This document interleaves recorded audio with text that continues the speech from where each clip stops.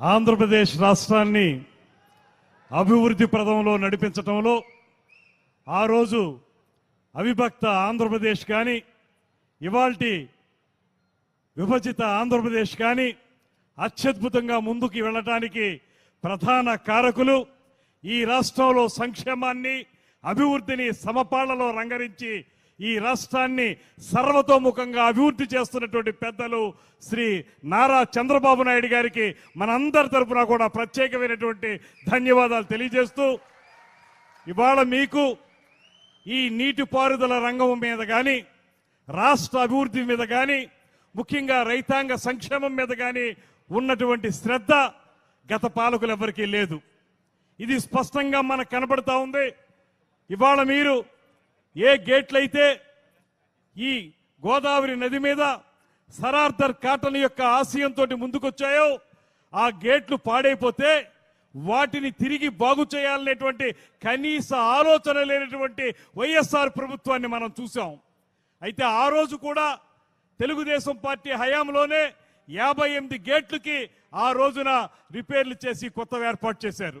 అదేవిధంగా ఇప్పుడు మిగిలినటువంటి 117 గేట్లకి 150 కోట్ల రూపాయల నిధుల్ని వెచ్చించి వాటితోటి ఇవాళ కొత్తగా గేట్లు ఏర్పాటు చేయడం ద్వారా ఏదైతే ఈ ప్రాంతాన్ని సస్యశ్యామలం చేయాలనేటువంటి ఆలోచన మనందరం చేస్తున్నామో దాన్ని సాకారం చేస్తున్నటువంటి ఏకైక నాయకుడు శ్రీ నారా చంద్రబాబు నాయుడు గారు అనేటువంటి మాటని ఈ సందర్భంగా మనవి చేస్తూ, అటువంటి ఒక దార్శనికత ఉన్నటువంటి ముఖ్యమంత్రి కేవలం ఒక్క విషయమని కాదు, మా అదృష్టం వారితో కలిసి అనేక సందర్భాల్లో కేబినెట్ మీటింగులు కానీ ఇతర మీటింగుల్లో కొన్ని పాల్గొన్నప్పుడు మాకు అర్థమయ్యేటువంటి విషయం, ప్రతి సమస్యని క్షుణ్ణంగా పరిశీలించి అది రాయలసీమ, కోస్తాంధ్ర, ఉత్తరాంధ్ర ఏ ప్రాంతం అయినప్పటికీ కూడా అక్కడ ఉన్నటువంటి సమస్యల్ని ఆమూలాగ్రం కూడా పరిశీలించి వాటికి సరైనటువంటి పరిష్కారం చూపించగలిగేటువంటి ధీశాలి శ్రీ నారా చంద్రబాబు నాయుడు గారు అనేటువంటి మాటను కూడా ఈ సందర్భంగా మనవి చేస్తూ, ఇవాళ ఈ రాష్ట్రానికి ఒక అద్భుతమైనటువంటి నాయకత్వం ఉంది. ఈ దేశంలోనే గ్రేట్ విజనరీగా పేరు పొందినటువంటి శ్రీ నారా చంద్రబాబు నాయుడు గారు ముఖ్యమంత్రిగా, అదేవిధంగా పేదవాడి కోసం పార్టీని ప్రారంభించినటువంటి ఉప ముఖ్యమంత్రి పవన్ కళ్యాణ్ గారి నాయకత్వం మరో పక్కన, వీరిద్దరికీ పైన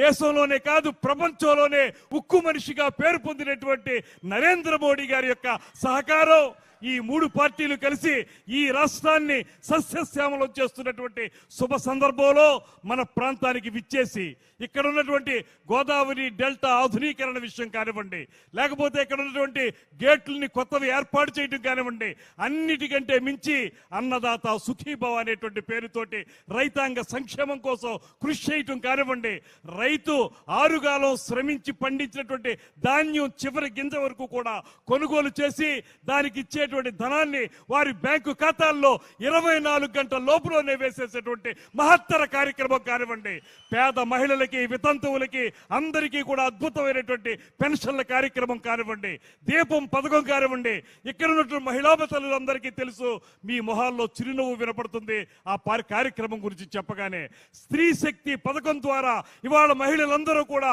ఉచితంగా బస్సుల్లో ప్రయాణం చేసేటువంటి కార్యక్రమం కానివ్వండి, ఇలా చూసుకుంటే 2 సంవత్సరాల కాలంలో ఈ రాష్ట్రాన్ని అత్యద్భుతంగా ముందుకు తీసుకెళ్లినటువంటి ధీశాలి ధీమంతుడు మన నాయకుడు శ్రీ చంద్రబాబు నాయుడు గారు అనేటువంటి మాటని మరొకసారి మీ అందరికీ మనవి చేసుకుంటూ, వారి ఆధ్వర్యంలోనే ఇంతకుముందు ఎమ్మెల్యే గారు, కొత్తపేట ఎమ్మెల్యే గారు బండారు సత్యానందరావు గారు చెప్పినట్లుగా ఏవైతే అపరిష్కృతంగా ఉన్నటువంటి సమస్యలు ఉన్నాయో వాటన్నిటినీ పరిష్కరించడానికి ఖచ్చితంగా శ్రీ చంద్రబాబు నాయుడు గారి దగ్గర సరైనటువంటి కార్యాచరణ ఉంది. ఆ కార్యాచరణను అమలు చేసి ఇప్పటికే సస్యశ్యామలంగా ఉన్నటువంటి ఈ ప్రాంతాన్ని మరింత సస్యశ్యామలం చేయాలనేటువంటి మాటని మిమ్మల్ని కోరుకుంటూ, అదేవిధంగా మిమ్మల్ని ఒక చిన్న కోరిక చివరిగా ఒక డైరెక్షన్ ఇమ్మని, ఇరిగేషన్ వాళ్ళు ఈ పిచ్చుకుల్లంక ప్రాంతం 62 ఎకరాలుంటే దీన్ని మనం కొంత 20% మాత్రమే వాడుకోవాలనేటువంటిది ఆ రోజున టూరిజంకి ఇచ్చినప్పుడు చెప్పారనేటువంటి జీవో ఉంది. దయచేసి దాన్ని ఒకసారి తమరు చూసి దీన్ని మొత్తం కూడా టూరిజంకు వాడుకోవడానికి వీలుగా ఆ జీవోని అమెండ్ చేయవలసిందిగా తమని అందరి తరపున కూడా కోరుకుంటూ, ఈ కార్యక్రమంలో మాకు అవకాశం కల్పించిన మీకు మా జనసేన పార్టీ తరపున కూడా కూటమి తరపున కూడా ప్రత్యేకమైన ధన్యవాదాలు తెలియజేస్తూ సెలవు తీసుకుంటున్నాను. నమస్కారం. జై హింద్, జై తెలుగు తల్లి.